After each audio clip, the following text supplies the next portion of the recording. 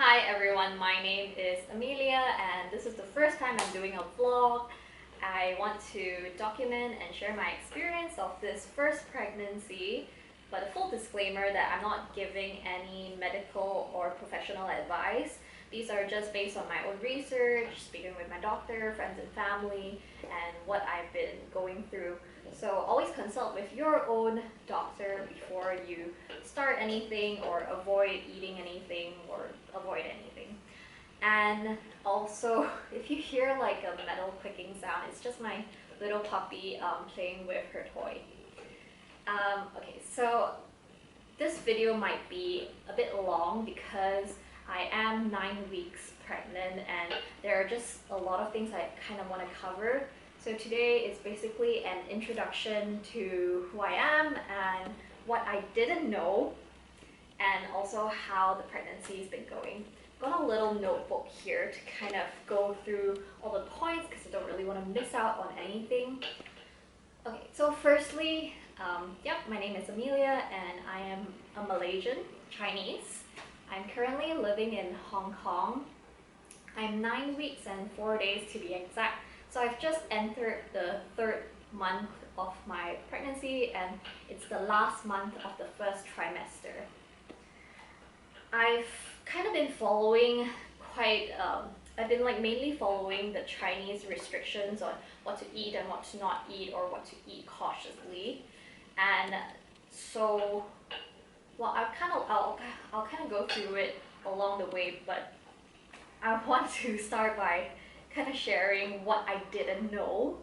So the first thing that I didn't know was that when I took the urine test, I had 2 different brands that I was using, and they both had the same instructions, which was you have to pee on the stick for 5 seconds and wait for 3 minutes for the results.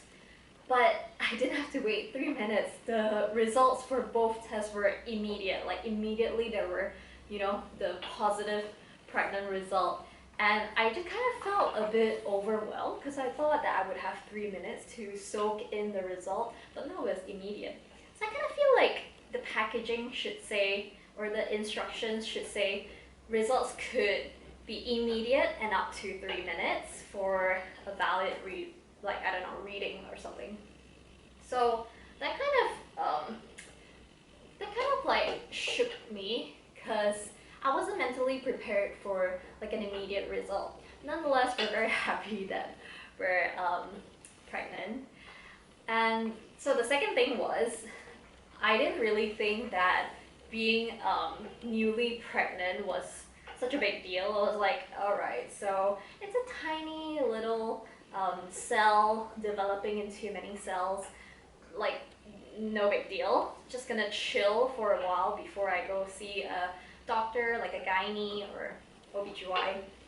But no, you should definitely go see a doctor as soon as you can, because it's very important to if you're about 5 weeks along. So when I found out and when I made an appointment with the doctor, I was 5 weeks along, and immediately she managed to do a scan and kind of have a look if the embryo has attached correctly in your, what is it called? In your space, in your, I don't know what's it called.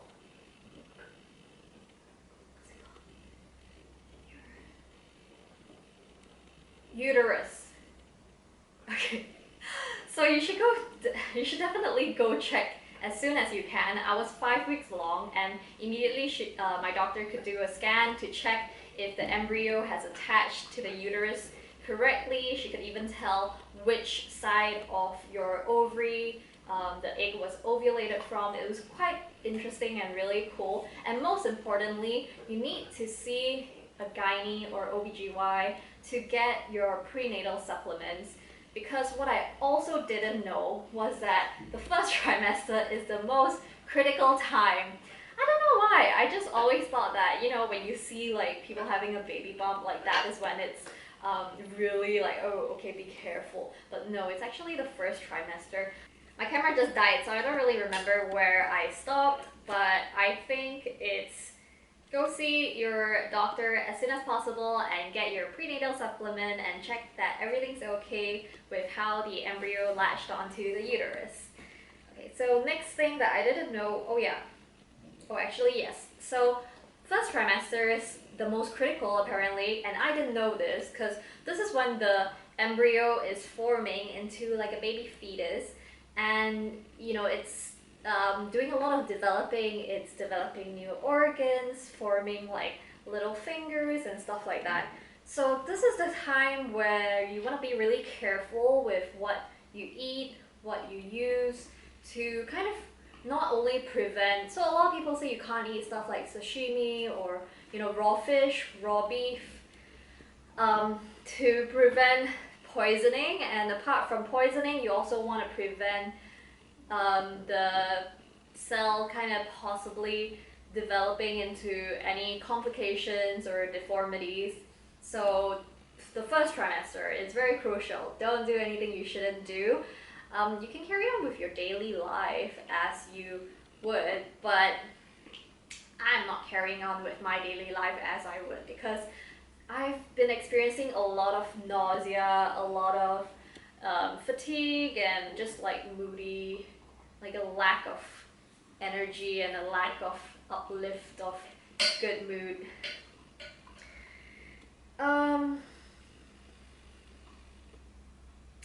Okay, so I did not know that the first trimester would be like really tough. So I've spoken to like a few family members, and most of them, I would say all of them, do not have morning sickness, and they don't experience like a lot of things that I have, which I think most of them have only experienced fatigue, but very few of them even know what morning sickness feels like. And I'm very thankful that I haven't been throwing up. It's just a nauseating feeling that could last one whole day. I'm not kidding. Like there was a day it lasted the whole day and it only stopped at 6 p.m. and that's when I felt relatively human. Yeah, but apart from that, it could be really bad. And morning sickness feels like a hangover, and sometimes it feels like motion sickness, like if you were car sick or seasick, except I don't throw up, so it's just like a really suffocating weight of nausea. I also have fatigue, which is really normal for the first trimester, and I did get a bit depressed. I'll get into that a bit later. Oh, and tons of gas, bloat, and indigestion. It's just really terrible. Like, even if I eat like small portions, sometimes I would just get indigestion. Like, it's just a perpetual indigestion situation, and you could be showing like at 2 months, but you're not showing a baby because your baby is like so tiny. Oh no, blueberry, don't do that.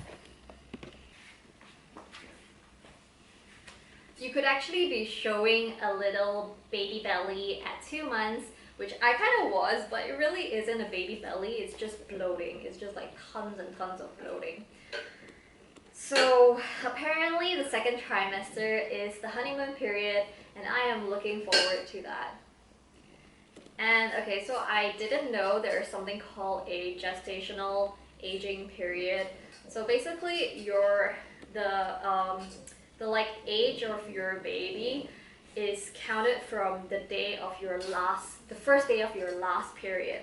So that means that by the date of conception, your baby's actually already 2 weeks old.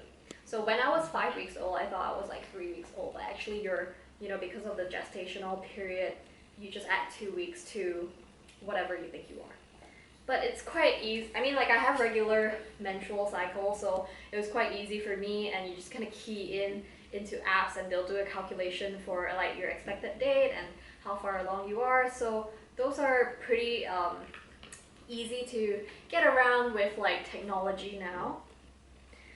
And so another thing was I do moisturize my body every day, and I've been doing it for like over a decade because I've always like been so afraid of stretch marks that I just want to keep my skin really moisturized so that it's elastic, and hopefully it reduces stretch marks. Although sometimes, I mean like most times, it depends on your genetics and it just depends on you. So when I found out I was pregnant, I was really worried, and I ordered a bunch of creams, oils, ointments, like I ordered everything. And when I received it, I put everything on my belly, and you do not do that because it was way too overpowering and I got a rash the next day. So do it slowly, do it gradually, and definitely piling on everything is also really uncomfortable because it's so oily and it's not drying properly, and these oils are really rich, so they don't really absorb very well, and you're just like hanging out with your belly sticking out. You have to put it on your breast, you have to put it on your hips. So basically you're just like naked and hanging out until it dries, but it never dries. So put a small amount, do it throughout the day, do it gradually, and just hope that you don't get any stretch marks. I don't know what to say. Don't gain too much weight, because if you do, I definitely gained some weight, but that's mainly because I can't not eat. How has my pregnancy been? So to be perfectly honest, a lot of mothers would probably not admit this, but I'm not having the best time of my life, and I just want to be perfectly honest to myself. I don't despise the situation, but this is definitely not a joyride because I never expected it to be so physically and emotionally difficult. I guess mainly because the people around me who have been pregnant, my close friends and my family, they either, well, for my family, they definitely didn't really experience a lot of the discomfort, so they didn't really share any of the discomfort with me. But with my friends, I mean, they never mentioned anything. So I didn't know, and I didn't expect that it was going to be so tough. Especially from week 5 to week 7, I thought that was the most difficult time. And I've been having a better week 8 and 9 because I think you learn about your body and you start to adapt to what works for, well, myself. I learned about what works for me, and I tried my best to do that.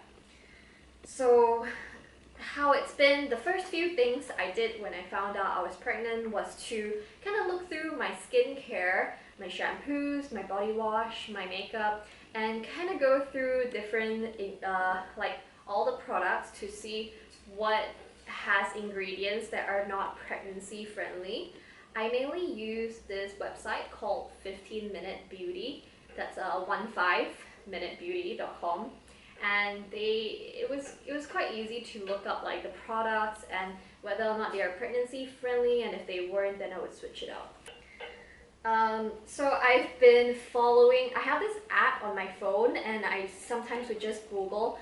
I have this app that's like a Chinese pregnancy app, where I would look up, like before I eat something, I would look up if it's okay to eat, because there are so many things like within the Chinese food list of what you're allowed to and what you're not allowed to eat, or what you should eat less of, as compared to like the Western guideline, which kind of mainly avoids all the raw, unpasteurized food.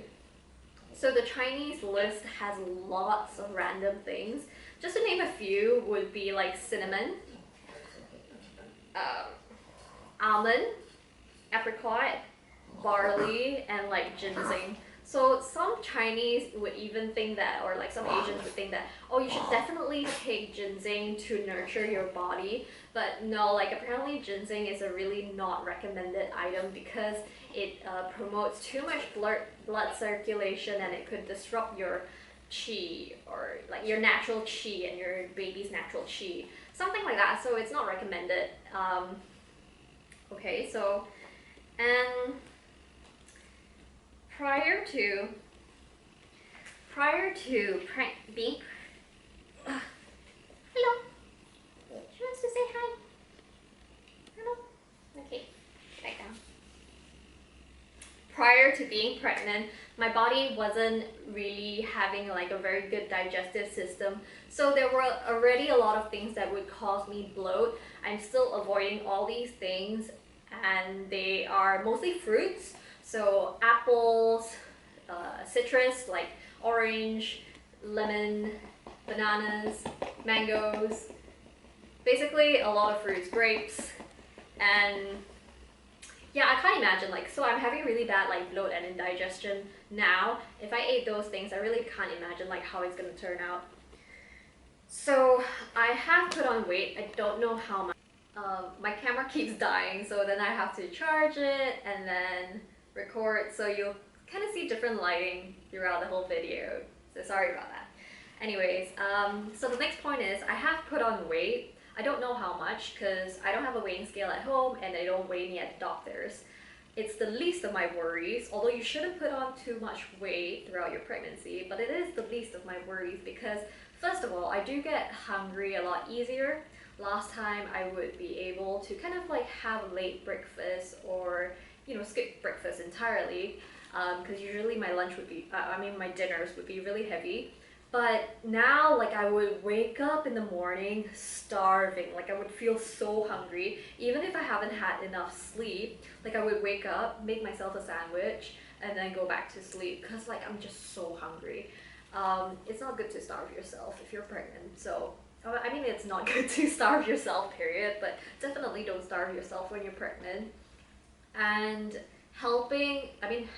eating actually helps with the morning sickness, I think. Because there was a day that, okay, eating actually helps with morning sickness. I now try to eat like at least a sandwich at 11:30 at night before I go to sleep. If I don't, I think I will have really bad morning sickness the next day. So I always make sure I eat like at least one sandwich before I go to sleep. Well, apparently eating helps with morning sickness, I don't know, but you kind of figure out what your body needs and you do what you have to do because the feeling of morning sickness is just really, really unpleasant and I really wouldn't wish it upon anyone. Another thing is, if you have morning sickness, usually it comes with a lack of appetite. So you actually don't feel like eating anything, but you just really have to. And for me, this resulted in me eating a lot more unhealthy being pregnant. So I was actually healthier when I wasn't pregnant than I am now because I have no appetite and a lot of the food makes me sick.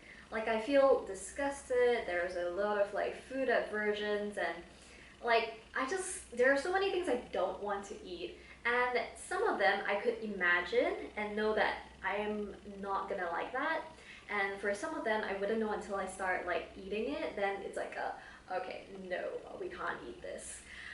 It's really complicated, but basically my sandwich hasn't been healthy. It's just peanut butter and Nutella, although I do use like a no sugar peanut butter, well, which is why I need the Nutella to kind of like make it taste a bit better. But I do put it on like whole wheat bread. So I try my best to be healthy, but it's really, really difficult. Like I haven't eaten so much Nutella in my life ever. And I've been drinking like sparkling Ribena and I've just been eating cereal and drinking Milo. It's not a very good diet, but nonetheless, I don't really have a choice because the thought of like certain food just really throws me off and I need to keep eating, otherwise I would feel sick or I would feel really hungry. And I also have to cut my portions really small, otherwise I get really bad indigestion.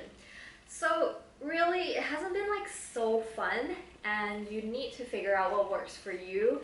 I'd say that I'm in survival mode right now. I would love to be healthy. I know that's the best thing to do, but dude, like I can barely like be normal. So this is the new normal. Unfortunately, I just kind of have to do with what I can for now. And so, like I said, some days the morning sickness could be quite bad. It could last a whole day. It's not just morning. It could happen any time in the day. You could suddenly feel really tired and then you need to sleep. and if you're too tired, you might also get morning sickness. Next thing is my appetite. It has changed because of the pregnancy. So before I was pregnant, my husband and I mainly ate like Western food. So I'd make a lot of Western food like pasta, I don't know, like salmon en croûte, or just like all Western dishes. And we don't really like to eat Asian dishes. But since about like mid of the 5th week, like I completely can't take any Western food. Like I just feel like it's too much for me, like all the sauce, or it's just quite overwhelming. Well, apart from like maybe French fry, or like, I mean French fries, or like a schnitzel, or maybe burgers if they're not too oily, like a fish or chicken burger. But apart from that, like anything creamy, like I can't take. And a lot of times I wouldn't really, no actually, a lot of times I would imagine the food, and sometimes I would know if I can eat it, but sometimes I wouldn't know until I start eating it, and then it just feels like really overwhelming, and we're like, no, we can't eat this.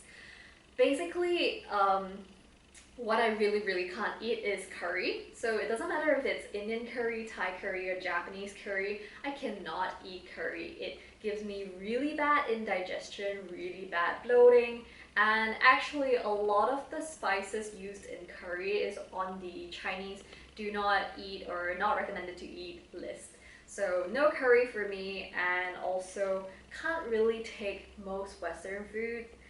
And I've just been eating like a lot of Asian food, a lot of noodles, soup noodles, pad thai, rice, just a lot of it. And also like, so I used to love cooking, but I don't cook anymore. I think because like the food I cook tastes too mild, and it's just not, like I don't know, like I'm not really loving my cooking right now, so I've been eating a lot of delivery and takeout. For the past week, my skin and complexion has been quite poor, but prior to that, it was fine. I hope it's just this week or for the next few weeks, because I usually have pretty like decent skin. But I would have to say that week 5 to 7 was the most challenging. I think that was the time when I first experienced morning sickness and fatigue, and it's really a time where I had to figure out what works and doesn't work for myself, and it was really challenging. I would say that, you know, even up to like I feel a lot better this week, surprisingly, especially since they do say that week 9 to 12 is when the baby develops the most, like all the organs are forming, all the little fingers and toes are forming. So this would be like the time you're most tired or most sick. But surprisingly, I mean, like I'm 4 days into week 9 and I feel pretty good. Compared to the last few weeks, I feel pretty good. From weeks 5 to like last week, I would say I wasn't really having the best time, and I did feel quite depressed. I'm reading the 5th edition of What to Expect When You're Expecting, and then I do feel some of the symptoms of pregnancy depression. So it's not just postpartum, there is such thing as pregnancy depression. You feel lonely, you feel helpless, you feel very like empty, and I also lost joy in a lot of things that I used to really enjoy.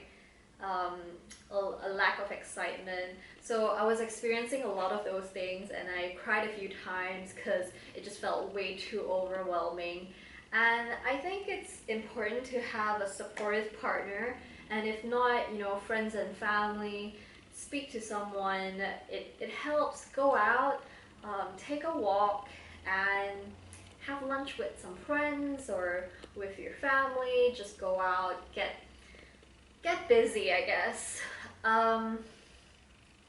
Yeah, so this is just a brief of what I've been going through, and I hope that the information has been useful to you or interesting to you. And like I said, these are not medical advice that I'm giving out. These are just like my experience and some research that I've been doing online, speaking with friends and family. Oh yeah, so and some fun facts. So the Chinese believe that you don't tell people about you being pregnant in the first trimester, because they believe that the baby would come out siu hei. Siu hei means easily aggravated or like sensitive, just like a more sensitive soul. I don't know where that comes from, but I mean, I'm not super superstitious, and I definitely don't quite believe in that, especially since I was having a really difficult emotional first few weeks of the first trimester, and speaking to people definitely helps. I don't see how like telling people you're pregnant will make the baby more sensitive, but it's kind of up to you what you believe. So I did tell some friends and of course my family, and I do think it really helps to at least, you know, have someone to speak to about it. And another fun fact is that they say that ginger, actually these are not fun facts, it's just like, oh, by the way, they say that ginger helps with morning sickness. Actually, it doesn't really help me, and I've heard from someone, which I totally would believe this, that having too much ginger actually will make your body eat hay, like cause heatiness. So in like the Asian Chinese way, we always believe there's like a cooling and a heating factor in food, in your body, and like I don't know, in your lifestyle. So having too much ginger will be heaty, and actually having too much like herbs and stuff will create like a heaty environment, and like you'll have a heaty baby. So I mean, this is a really intense topic and it's very up to debate, and since ginger doesn't really help me, so I haven't really been going like ham on the ginger. Basically, that's it for this vlog. It's a bit long, but I had a lot of weeks to kind of cover random things that I wanted to cover. Thanks for watching, and if you have any questions, feel free to ask me, and I hope this has been interesting. Yeah, see you on the next vlog.